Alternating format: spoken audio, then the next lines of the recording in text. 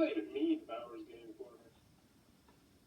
Ahoy there, YouTube! I'm back again today for another game review, and today, very excited to check it out, Zombie Gotcha from Mattel. This is for 2 to 4 players, ages 5+. It'll take about 15-20 minutes to play, and in Zombie Gotcha, you are going to have this scary-looking hand right here, and you're going to be trying to grab cards out of the scary-looking hand, because when you grab cards out of the scary-looking hand, you get more of these awesome key cards, which are going to be used to open your doors and win the game. However, eventually you're going to get these scared key cards, which means you're going to have to keep going back to the zombie hand more times than you might want to, and eventually, it's going to grab you. And then bad stuff happens, you get a key card. So it's a very light, simple children's game, but it's very good. Let's open it up, and I'll tell you what I think. But before we get to there, I want to say if you enjoy my channel and you want to help make it better, improve the audio, video, lighting quality, please be sure to support my Patreon. I'll post a link down below. Any help is appreciated. But let's open up Zombie Gotcha. Alrighty then, we're going to take a look what you're going to get inside of Zombie Gotcha. So first and foremost, we're going to handy dandy rule booklet. It's really one page, but it's broken up into 3 different sections. Double-sided, no color, but it's got plenty of pictures, illustrations, examples, and it's very well done. It should have you up and running in no time at all. In particular, there's a little player reference thing you can keep out right here, and it even shows you the pictures, which is really nice for kids. So in Zombie Gotcha, what you're going to be trying to do is unlock your 3 doors. Now, you might get more doors throughout the game, but we'll talk about that later. First person to unlock their 3 doors will be the winner of the game. Very simple. So how do you unlock the doors? Well, you have to get keys. You have to get keys that will match that color. So in order to unlock this door, I would need 2 yellow keys. Hooray! I could also use this wild here and these scared keys. So any one of these 3 things can be used. Actually, it's a bad example. Any one of these 2 things and a key that also looks scared, which you'll see later, can be used as a yellow. So you can get them from this pile right here. And if you get them from this pile, there's complete safety. Nothing bad can happen to you. However, if you'd like to press your luck and grab more cards, you can go into the zombie hand, which you first have to start by pressing it back like this, kind of, which I'll show you a little bit later. But then you get to draw the card right here and take the card, but you have to make sure you push his hand down. And you draw 2 cards here instead of the normal 1 that you draw right there. That should actually be face down, but whatever. So let's run you through a mock round. You'll see exactly how it works. So when you first start the game, everybody's going to get their 3 keys. You're going to decide who's going to go first. You're going to put roughly half the deck here and half the deck into here in this little hidden storage contraption. And then you're off. So on your turn, what can you do? Let's take a look at our handy dandy player reference. You can take 1 card from the search pile, or take 2 cards from the Zombie Gotcha. So I'll be safe this time, and I'll just take my 1 card, and hooray, it's a yellow. Then we take a look back at the turn order, because this thing is super useful. If you can unlock doors. So I would need 2 yellows. I do not have 2 yellows. So then discard. If you have, you can only have 3 cards, key cards in your hand. That's it. That's simple. So now the next time I'm going to press my luck. I'm going to go 1 from here and 1 from there. And like I said, these should actually be face down. You should know what color they are. So now, what did I get? I didn't get any scared keys, which is oh wait, actually, I did. I think I did grab a scared key. So let's pretend that I got this key right here. So this is what's called a scared key. So I got the extra hand on it, which means that if I'm drawing from here, I have to draw an extra 1. Ah! And if this was a scared key, I would also do it again, but it's not, so I don't. But let's take a look. Now I have 2 of these, so I can unlock this door, which means that door would now go away. These get mixed into the shuffle pile.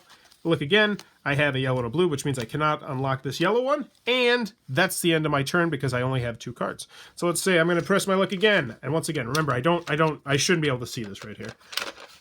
And let's pretend I got a scared key, because, oh my gosh, eventually it will grab you. Now, when it grabs you, bad things happen. All the cards that you drew this turn are gone. They go back into here. So maybe I got 3 cards out of there, 4 cards. They're all gone. Also, you're going to draw yourself an additional door card, which, that's no good, because now it's 1 step more difficult to win the game.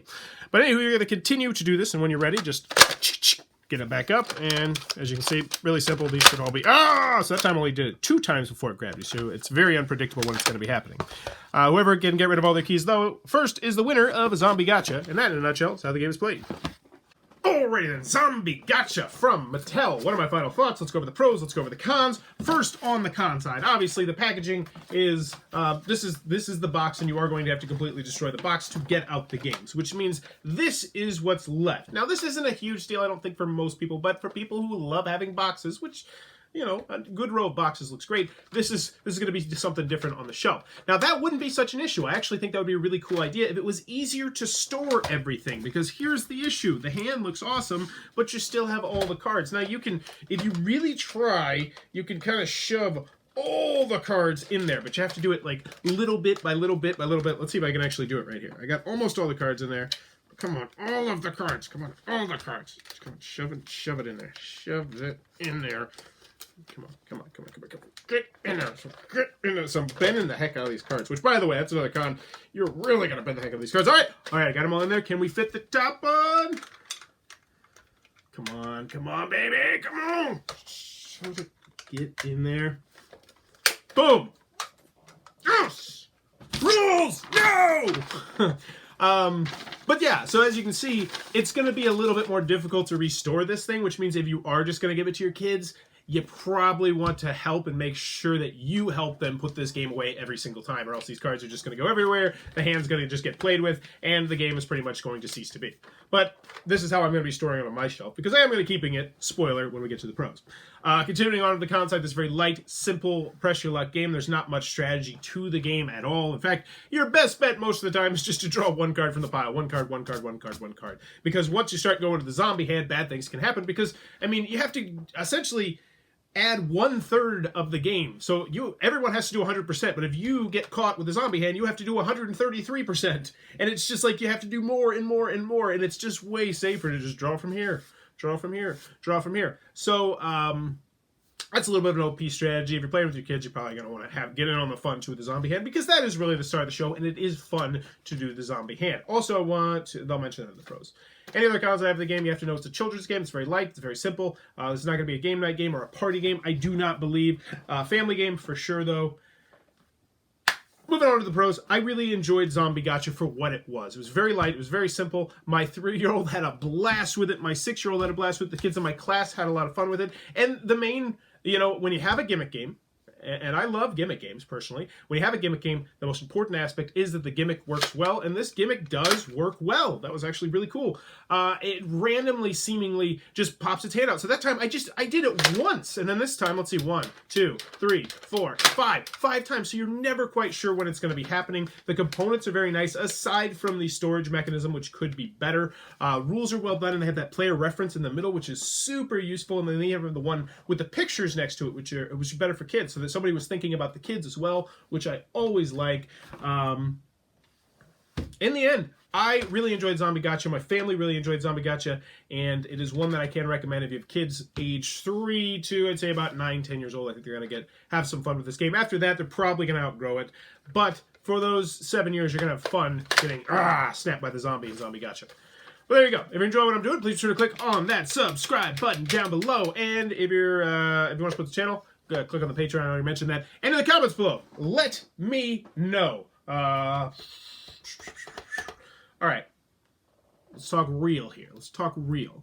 You meet a zombie. You find one zombie, but they're not like a typical, they're like coherent. And they're like, hey, what's up? I'm a zombie. Here's the thing.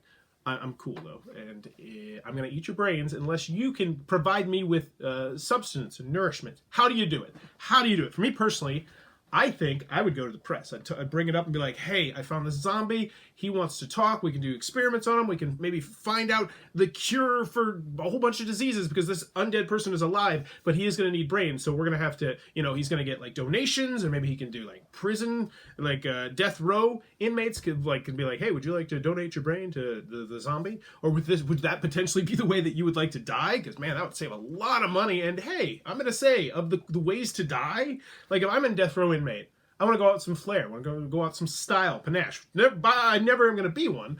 But like say, yeah, zombie attack. Give me the zombie attack. But then you would have the risk of the prisoner potentially killing the zombie, so you'd have to kind of restrain the prisoner, but that's not going to be cool. That looks really bad. Okay, that does look really bad. And this is why you think out ideas before you start talking. But let me know in the comments below the question that I asked, which I totally went on a tangent with. And as always, thanks for your time, YouTube.